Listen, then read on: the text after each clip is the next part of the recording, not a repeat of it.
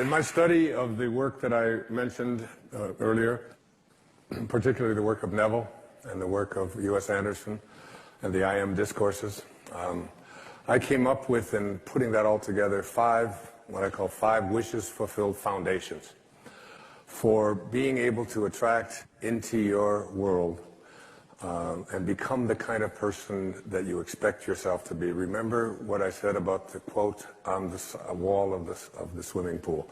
If you want to accomplish anything, which means to become an extraordinary level of consciousness person, you must first expect it of yourself. You must see yourself and be unafraid to say to yourself, I am connected at all times to my source, to the divine mind, to the Tao, to God, to that which is the creator of all. I am a part of it. And the first of these five foundations I call imagination. Imagination. Many of our greatest thinkers have spoken about the power of imagination. William Blake said that what is now proved was once only imagined. Now think about the importance of that. If you want to have something show up in your life, the kind of person you would like to become, manifest something new into your life, something powerful, whatever it might be, you obviously must first be able to imagine it. Your imagination. This is yours and yours alone. You can place anything into your imagination that you want to place there. Independent of what anybody else says about it, independent of what your senses tell you, independent of all the evidence that may be to the contrary, you can place into your imagination an I am that represents what you would like to attract into your life and make it come into fruition. Einstein's most famous quote, one of his most famous observations, he said, imagination is more important than knowledge.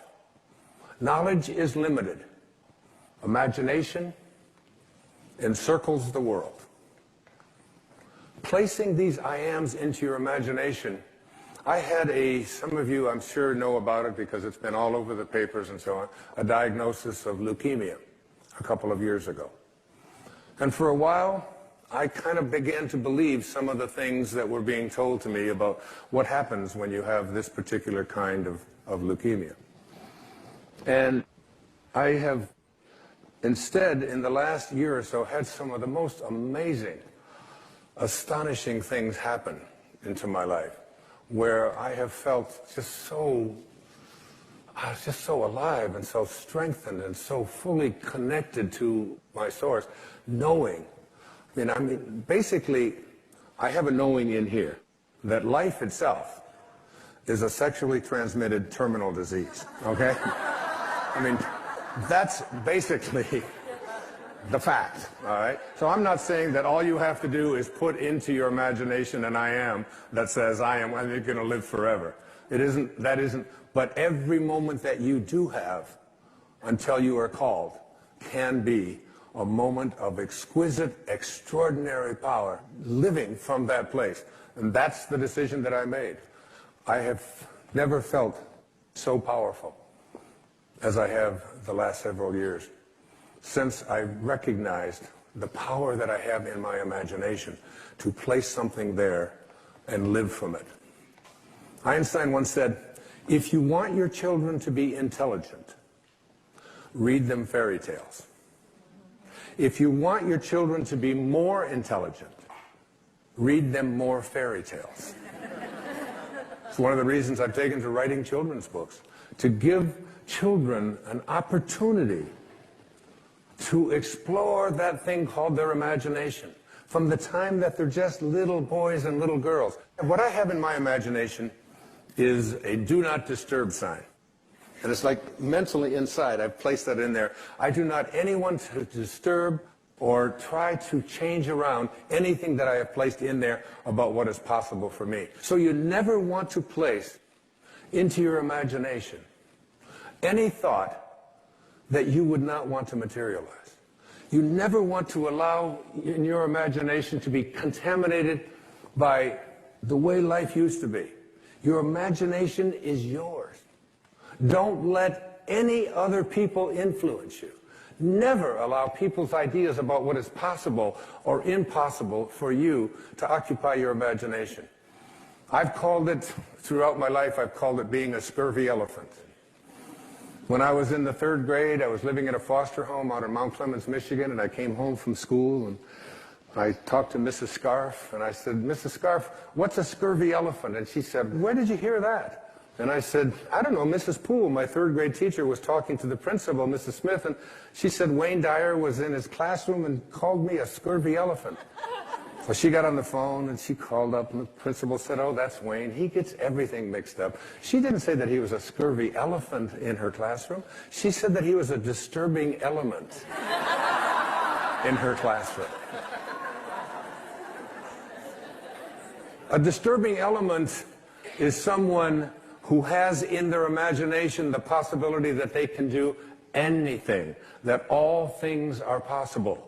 Again, it's one of those great lines from the New Testament. With God, all things are possible. Now you tell me, what does that leave out? What does all things are possible leave out? That doesn't leave out the possibility that we can defy gravity, that we can soar, that we can heal ourselves, that we can create magnificent prosperity in our life, that we can change the world. I said at one of the breaks here to the audience here tonight, I really believe that if this message gets out there into the world, we can shift the consciousness of this planet. If enough of us begin to believe we're placing into our imagination a world that we want to live in, that has no limitations, and that is based on living from a place of love and kindness and God consciousness and spiritual awareness, divine mind at work. I believe it's possible. Thank you. But we have to do it with our imagination.